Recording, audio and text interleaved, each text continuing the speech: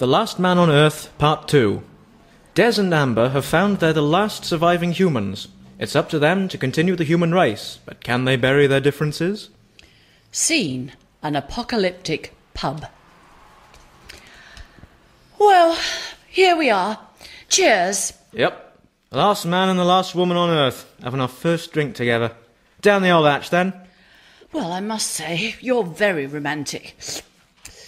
This is not the most romantic setting for a first date, is it? What, with all of these bodies lying around? Can't help that. We needed a drink, they can't hurt us now. But what about the virus? It's wiped out the rest of the human race.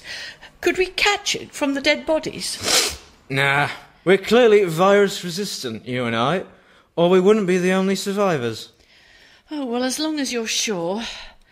I must say, this gin and tonic is doing me the power of good.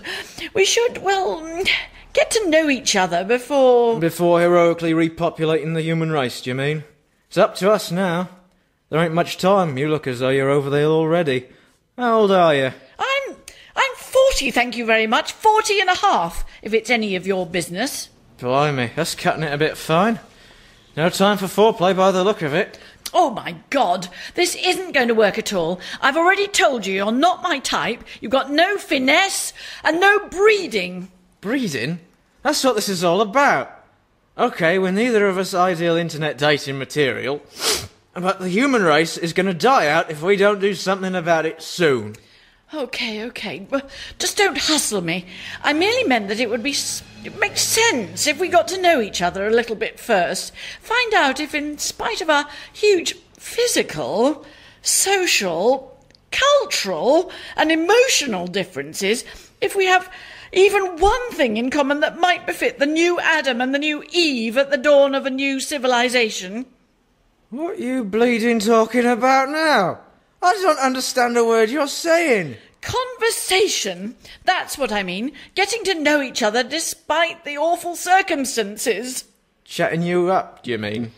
Well, hobbies, pastimes, taste in music, that kind of thing. I used to like greyhound racing.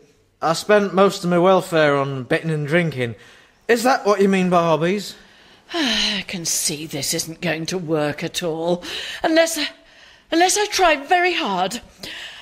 I used to enjoy ballroom dancing. You? Ballroom dancing? I doubt they made a spangly dress big enough. I just can't see you doing the light fantastic, not a big fat bird like you. You'd fall over and cause a traffic jam. Des! You're making this very hard, despite my size, which you are very ungallant to remark on, proving once and for all you're not good husband material. I actually enjoy all sorts of outdoor activities, including bird watching. Twitching, were it? It was probably that made you immune to the bird virus. I'm glad you like birds, because that means we've got that in common. I like the birds and the bees. Oh, I knew you'd lower the tone. Have I pulled, then? Is it time to repopulate the human race? No, you haven't, Des. As far as I'm concerned, the human race is cancelled.